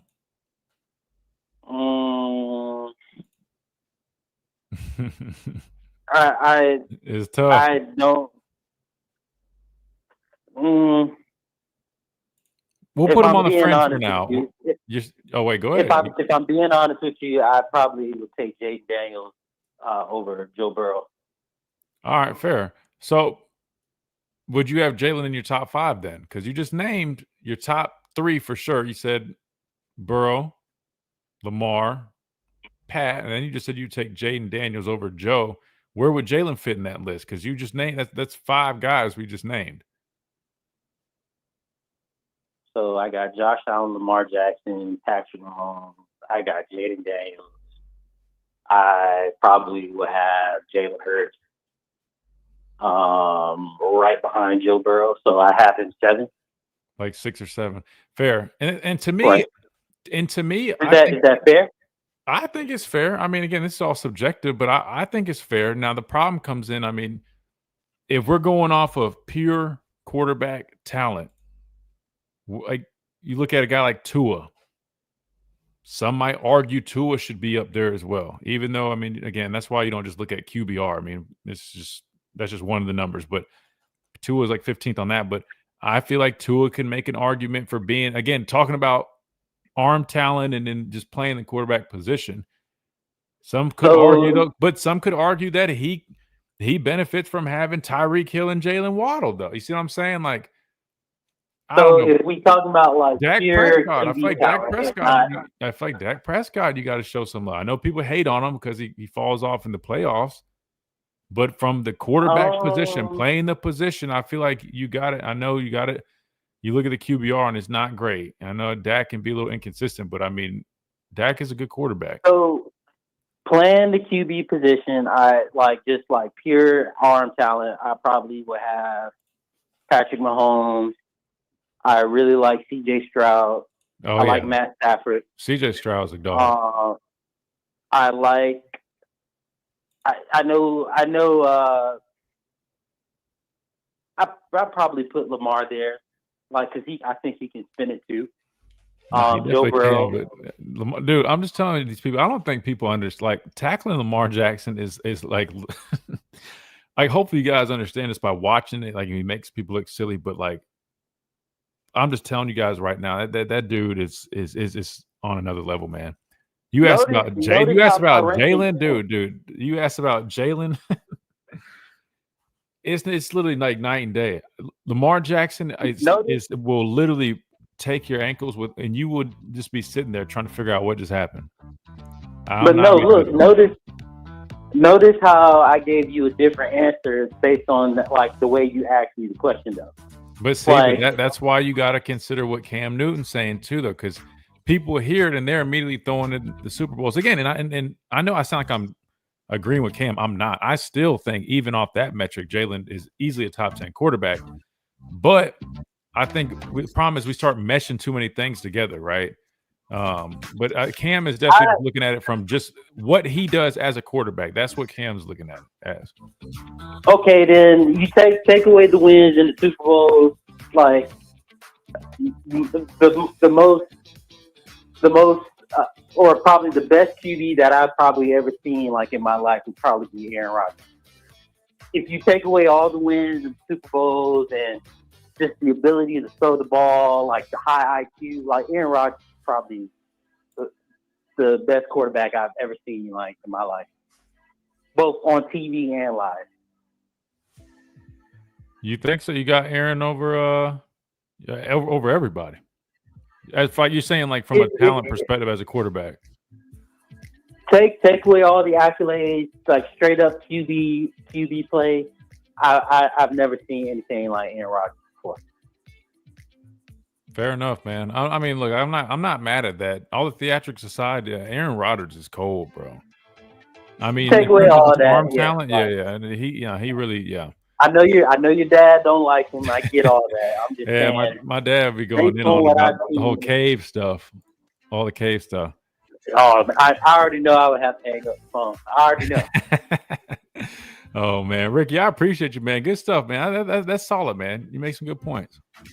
I appreciate you, man. I got a football question for you at some point. Bring it on, brother. Always ready for it. All right. Good deal, man. All right, we got to time out. We come back. We keep on rolling right here on the Miller's Edge, Tide 100.9, 1230, WTBC.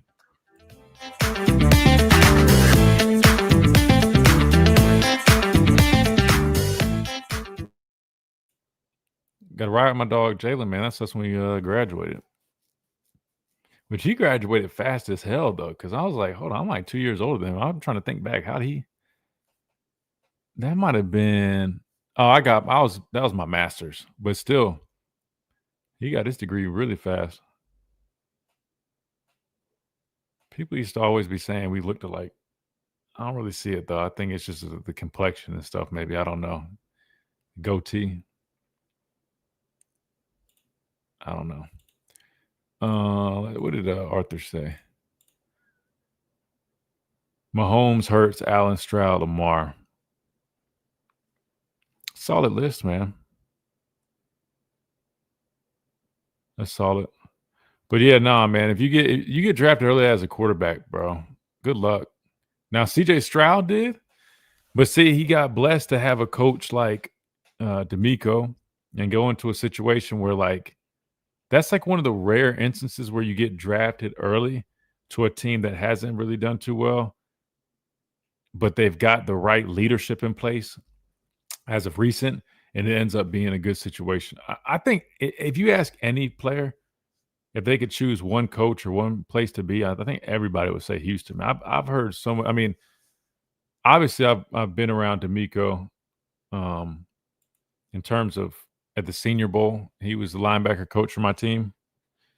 Him being a former Alabama guy, I mean, obviously, met him and talked to him, but just in terms of guys really like playing for him, I mean, everybody that's played for him or that plays for him, I mean, they just rave about him.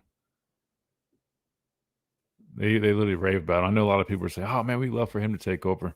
I don't know if he ever makes a move to college, but down the road, man, if he ever did want to, take a shot at college, man, I think that would be a home run hire. Not jumping the gun, obviously. I mean, I hope Kalen Bohr has, a bunch of success in his years as long as, he will like. But you guys get what I'm saying. I'm saying D'Amico's young. I'm saying down the road, I think that'd be really dope to have like a former player like that take over as a head coach. And a really successful one like that. I mean, D'Amico is a great coach, great coach. Ty Simpson might play his final year elsewhere. That's another, I guess, thing to think about in that equation. What many fans don't get is you only need 1 year of film to wow NFL scouts. True, Smitty. But I will say the quarterback position is one of those spots where they do take into consideration, I mean, experience. Now, again, we've seen a number of guys have 1 year at the quarterback spot and they go on to get drafted, right?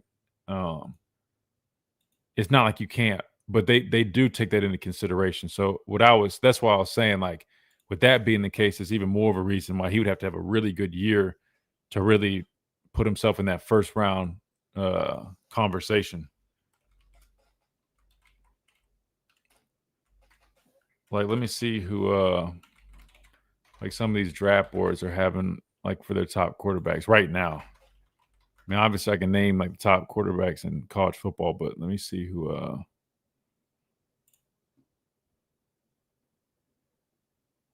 draft eligible, because I keep forgetting which guys are eligible or not. Cade Klubnik, people are high on. Garrett Nussmeier, Arch Manning. Lenore Sellers is draft eligible, I'm pretty sure. So that's what I'm saying. So for Ty to have that first round grade, I mean, he's going to have like a real Drew Aller, who returned. I mean, there's definitely some names in this quarterback class. I mean, he'd have to have a really good year for sure. I mean, it's no different. I mean, you look at Mac Jones. I mean, I doubt he was first round mocked quarterback going into the year. So I'm not saying it can't happen, but again, you see the year he had. What I'm getting at is, say it doesn't quite live up to that hype, and he's not necessarily a first round pick. 5'2", 9'6". That's where things, in my opinion, would get kind of interesting, because it's like, does he come back? 100.9. Panthers such a bad organization. Anyone blaming Bryson? Yeah, I can tell you from firsthand experience, man. Our organization is not the same level as some of these other places.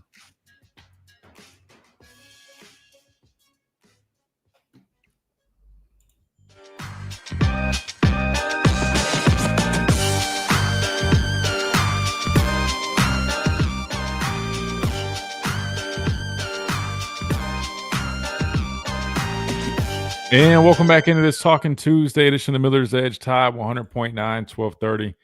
WTBC, presented by the Good Feet Store, America's art sport experts. But don't forget about our friends over at R&R Cigars. RNRcigars.com, the website. You can use that code Miller's Edge and get 20% off of any orders. Make sure you guys check that out.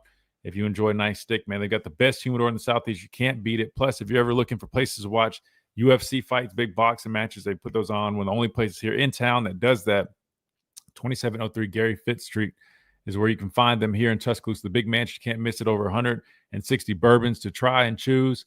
All the cigars you can imagine. You can't beat it, man. You got to check them out. It's a place to hang out if you're looking for a nice place to kick back, relax, watch sports, talk sports, man. You can't beat it. And again, that's R&R Cigars, the official cigar provider of Alabama football since 2014. Chase, Talking Tuesday, man. So let's we've been talking a lot about these quarterbacks in the NFL. Again, NFL training camp's kicking off, man. I know you guys are probably excited about that.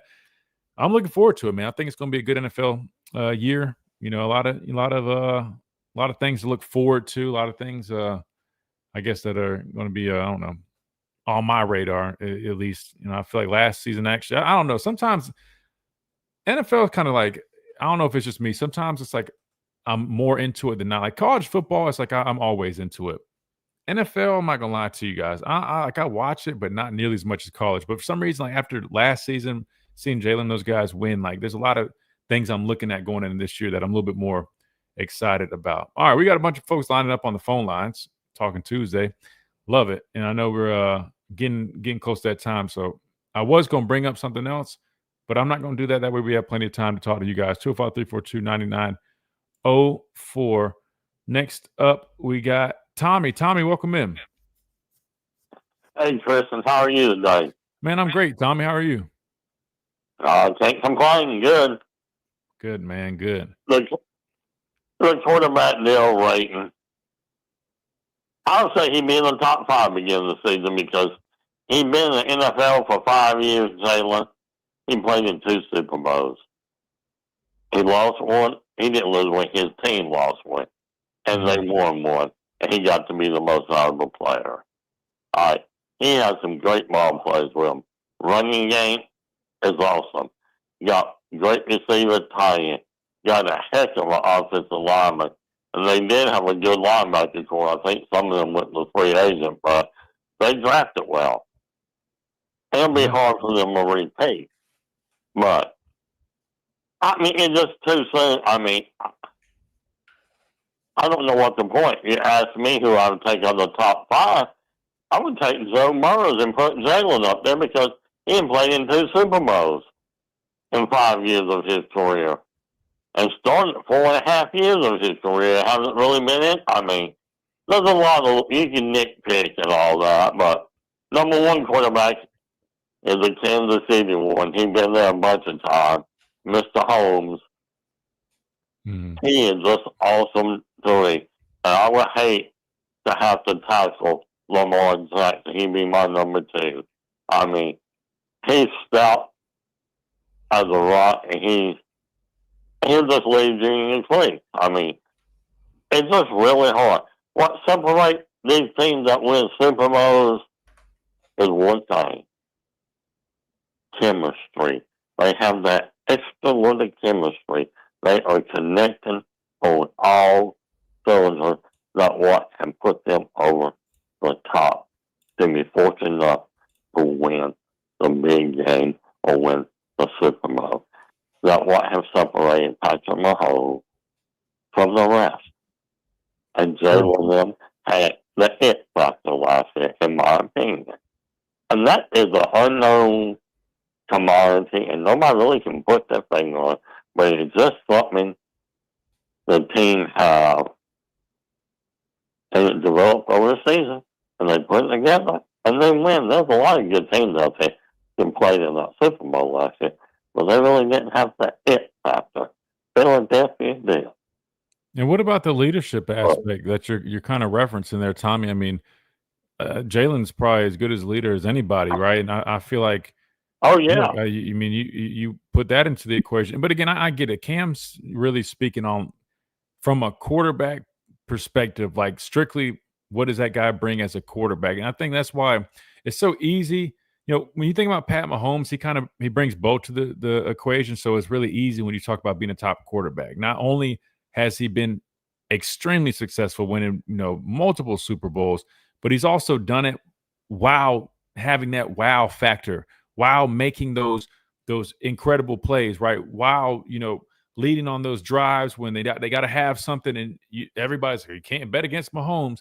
So I understand, it's easy on that. Jalen isn't quite that, so to speak, but the fact that, like you mentioned, he's had the success with his team, and he still is able to make those big plays. You know what I'm saying? I think he's definitely for the sake of that argument. I mean, top 10 should be a given. But well, here's the point I'm going to make between Jalen and Cam Newton. And everybody told me all about Mahomes. Well, Cam Newton, when he came to Auburn that year, it was a phenomenal year. He won all these in his first 2-3 years of pro. He hit a plateau. He never went up. Jalen was at Alabama, was having problems getting the long pass, the short pass. Everybody was fussing about his throwing rate. Went to Oklahoma, he got that for you. Jalen, in my opinion, this is just my opinion, have not reached his plateau as a quarterback in the NFL. That is my personal opinion. He improves every year. I thought Cam kind of got level off and he went downhill. He had a great career, don't get me wrong. I'm not saying that. Been up there for 11 years, but I think his last 4 or 5 years, Matt Jones shouldn't have beat Cam Newton out at New England. Okay, that's just my opinion. But he did. Mm-hmm. So, yeah, I mean, never went out long. No, and unfortunately, man, Cam, after those shoulder injury and look, man, Carolina was called a spade. They kind of ran him down in the dirt. And look, I mean, I get it. Like, they're paying him a lot of money to help win football games, and he was the guy, right? Like that was kind of what was giving them the ability to win some football games. But you could just tell, man, I think it just took a toll on his ability to throw the ball the same way. He was beaten down. His throwing motion was, affected, I feel like, probably from the injuries. It's unfortunate, but as a quarterback, don't he lead the NFL in rushing touchdowns at 75 or some number? I can't remember. Y'all can look it up and tell me how wrong I am. But Cam Newton led the NFL as a career with the most rushing. Yeah, no, he set some type of record for rushing touchdowns 100%. I mean, and that was his game. I mean, he definitely, before the injuries, he could spin it a lot better, but Look, and he's great in his own right, without a doubt. But yeah, that's why it's tough when people get into these debates about this and that. But at the end of the day, I mean, it's all media, right? All the opinions are subjective, right? We're never going to definitively be able to say, oh, this guy is this, just like you're still having debates about Michael Jordan, LeBron. Everybody's going to see things differently. But I'll say one thing to blow your theory, everybody's theory, and let everybody think about it for 24 hours. Terry Bradshaw was not the most athletic or looking type dominant quarterback in the NFL, but he had Swan, he had Stalwart, he had Franco Harris, he had Rocky Bleier, and Benji Cunningham tight end, and a great offensive line, and he had a still curtain for defense. It would make any quarterback look good. He was a good quarterback. I won't say he was great, but he was, if you got the team, you got the hit. yeah, no, I said you're right. Everybody's got their own style. You know, I mean, there's edge guys that bring juice off the edge, and they're productive in that way. And I can go back and pull up tape from some other guys that had 100-sack careers who weren't the fastest guys off the edge, but they just had good technique, and it didn't look the most impressive, but they were productive. You know what I mean? Like, everybody's just different. Yeah. They knew their role, they knew their technique, and they knew their reads and their schemes. So, yeah, they're the student of the game. That's what you got to be to play any professional sport. So you got to be a student of the game. Well, I'm going to let you go. A bunch of other folks want to talk. Yeah, we're going to try to squeeze in JR and Smitty before we get out of here. Appreciate that, Tommy. Roll Tide, man. We'll talk soon. Well, all right, mate. Good deal. All right. Quick timeout. We come back. We got JR up next, then Smitty right here on the Miller's Edge, Tide 100.9, 1230, WTBC.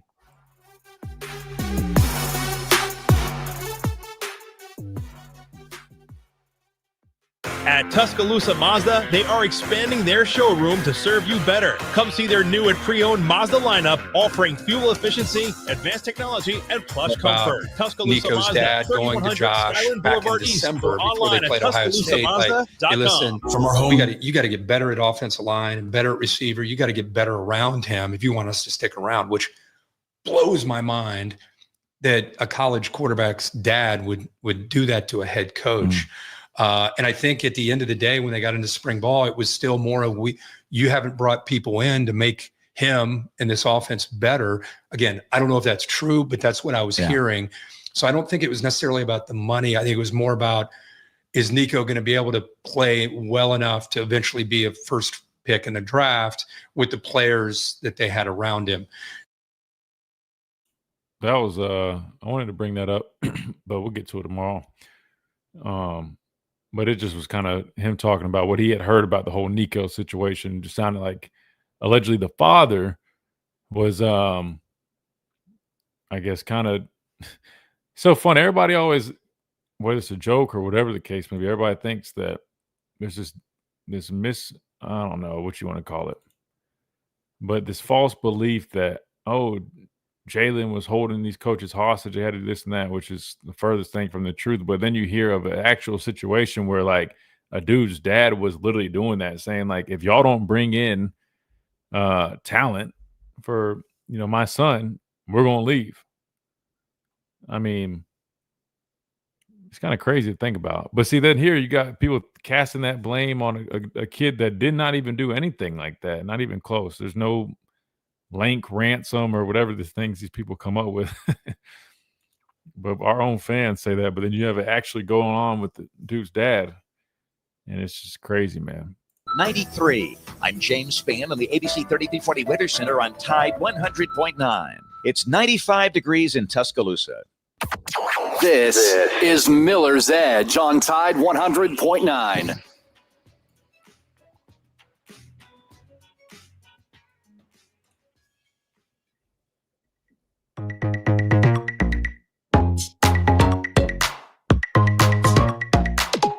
And welcome back into this Talking Tuesday edition of Miller's Edge, Tide 100.9, 1230 WTBC. All right, we got two of our folks lined up on the phone line, so let's get to them, squeeze them both in before we get out of here. First up, we've got JR. JR, welcome in.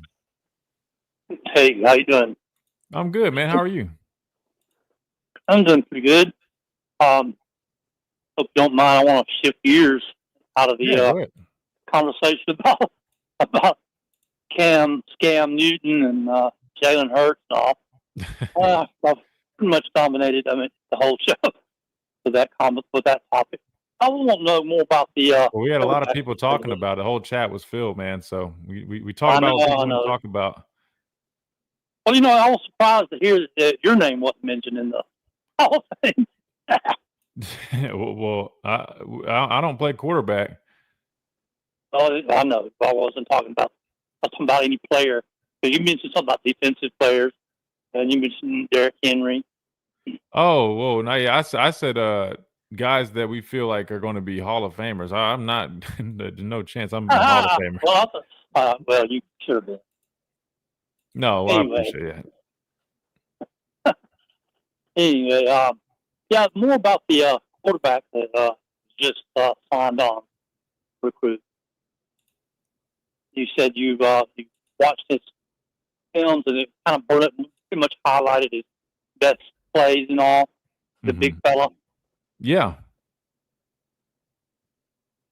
Now, just how do you think he's going to fit in on Alabama's scheme?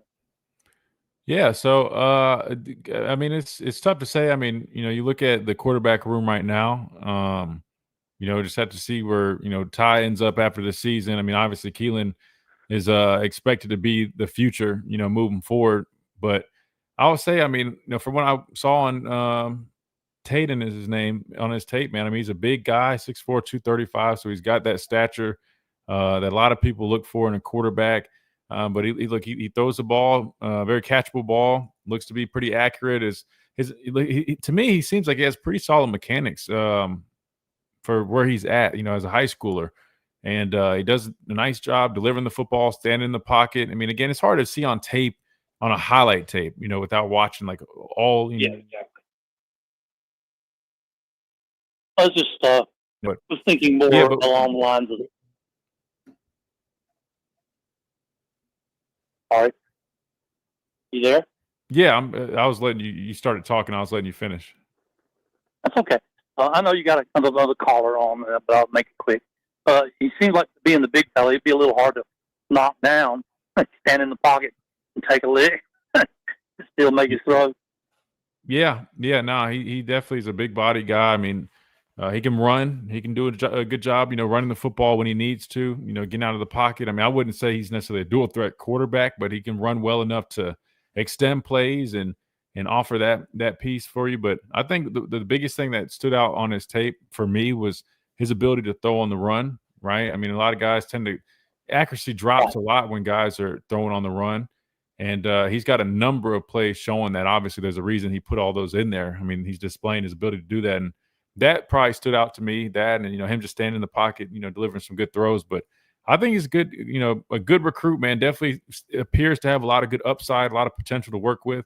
How he fits into the equation, I mean, I think it's just going to be a matter of time developing. Obviously, I think, Ty is a guy this year. You got Keelan Russell probably the next couple years. And then, I'd imagine he'd be competing with Jet Tamala and probably that'd be 3 years down the road where he'd be going into his sophomore, junior year. So, yeah, no, I mean, to me, anytime you get players that have that type of upside, it gives you a lot to work with. And I think these coaches are obviously excited about, what he has to offer and what they can, do with him once he does get on campus. But I don't know. I mean, 2 quarterbacks committed. Obviously, he's not afraid to compete. We'll be curious to see if it affects the other guy at all. I mean, I'm sure the other guy probably was aware of this. I mean, this guy's been trending to Alabama for a couple of weeks now. But I know sometimes schools getting guys' ears like, oh, well, they just got that other guy committed. I mean, they try to, sway guys. So we'll see what happens with Jet Tamala.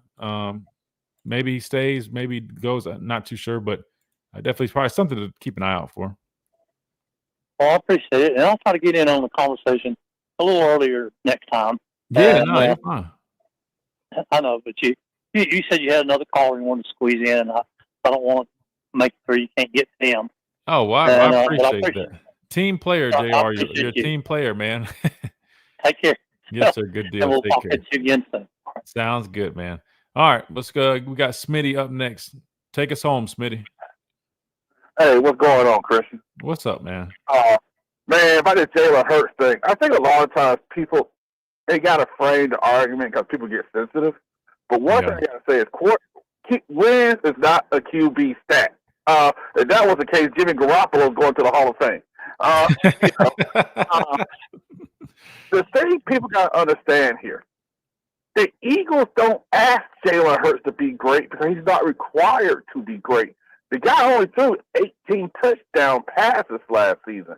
I'm not saying that as a knock, but what I'm saying is that they're not asking him to do the things because like the top 4 QBs that we know and some of these other guys.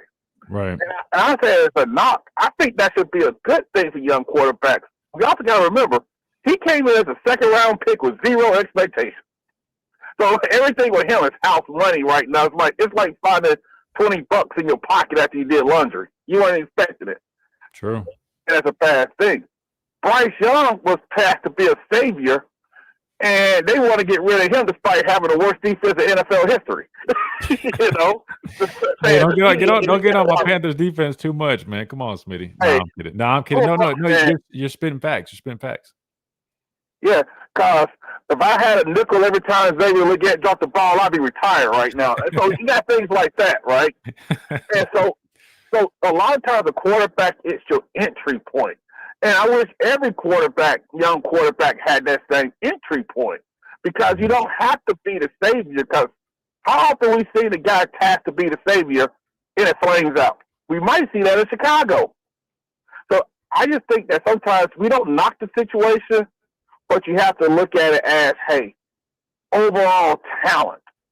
Mm-hmm. And so I think he's close to like 4 or 5. No, I think he's closer to 10. But that's not saying you're a bad player because you won a Super Bowl. You know? Yeah, and I'm glad you're seeing it from that stance because that's what Cam was doing. It goes back to even the argument he made with the game manager versus playmaker at the quarterback. Yeah. Cam is a former quarterback that has won Heisman's, played the highest level. I mean, MVP. I mean, like he knows what he's talking about when it comes to quarterbacks. And so I respect his opinion, even though, again, I mean, I'm not agreeing with everything, but I agree that when you look at Jalen, like when I say top 5 quarterback, if you're going off the metric of like being a quarterback with everything in the equation, yeah, I think you could definitely have him in that top 5. If you're saying specifically just what he brings as a quarterback, I think you're probably a little bit more right when you're saying maybe 6 through 10 range, given that the 4 or 5 guys that I name, I feel like everybody would argue that they're kind of solidified in terms of a talent perspective as those top 5 guys. Then I think it gets a little bit more muddy where you got, Tua from a talent perspective. You got, obviously, C.J. Stroud is definitely up there in that equation. Jaden Daniels, right? We're seeing what he can do from a talent perspective. I think you're right. Jalen probably does fit in a little bit more 6 through 10, whether you want to put him closer to 6, closer to 10. That's, something else. But to me, regardless, man, I mean, the dude is having a hell of a career this far. And all this is just, sports talk, right? This is barbershop talk that we're doing. He's the one getting paid millions of dollars and winning Super Bowls. So I think he could care less where we have him ranked, and rightfully so. Yeah, and I said this last thing before I run because I know you're up against it. I think when people I'm a Bucs fan, so I'm happy. You can't tell me nothing about Baker Mayfield now. I was dog cussing them when they signed him. But the thing is, Patrick Mahomes was more talented than Brady at that stage of his career. And I think he's more talented than Brady overall. Yeah. But that Super Bowl against the Bucs, no offensive line. He got put down. Get that Bucs defense. Same as last year. You still got to have that offensive and defensive line. And that travels everywhere. Because if your quarterback is running around the whole time, doesn't matter how good your receivers are. And Mahomes has shown that. And Jalen Hurts, he has that. He's not asked to be a savior, and I'm happy that he's successful. That's true. Spot on, brother. Can't argue with that, man. I appreciate you, Smitty. Good deal, man. All right, that's a great way to end it, man. We got to get out of here running a little bit over. Appreciate Wyatt being patient with us. We'll see you guys in 22 hours right here, Tide 100.9, 1230 WTBC. This has been the Miller's Edge presented by the Good Feet Store. We'll see you.